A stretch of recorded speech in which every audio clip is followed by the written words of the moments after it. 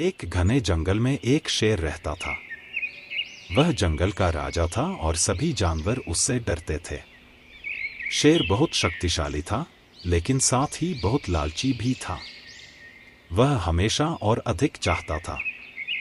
एक दिन शेर शिकार पर निकला।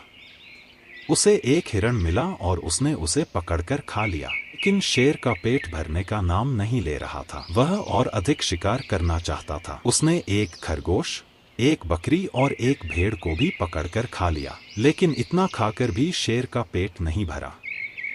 वह अब और अधिक भूखा महसूस करने लगा। उसने जंगल के सभी जानवरों को इकट्ठा किया और कहा, मैं बहुत भूखा हूँ। तुम सब में से कोई मुझे कुछ खाने के लिए देगा?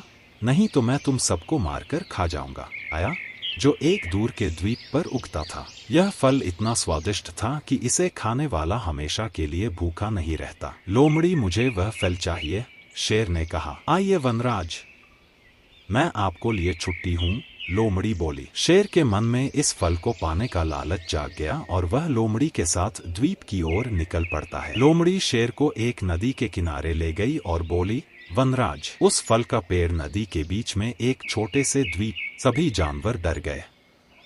वे नहीं जानते थे कि शेर क्या करेगा, लेकिन एक चालाक लोमड़ी ने सोचा कि उसे कुछ करना होगा।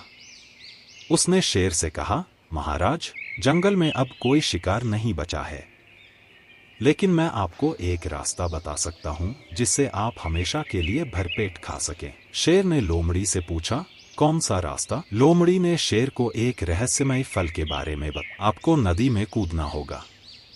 शेर नदी में कूद गया, लेकिन नदी बहुत गहरी थी और उसमें तेज बहाव था।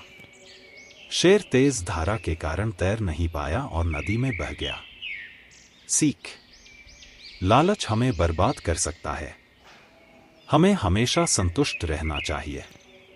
दूसरों पर आसानी से विश्वास नहीं करना चाहिए।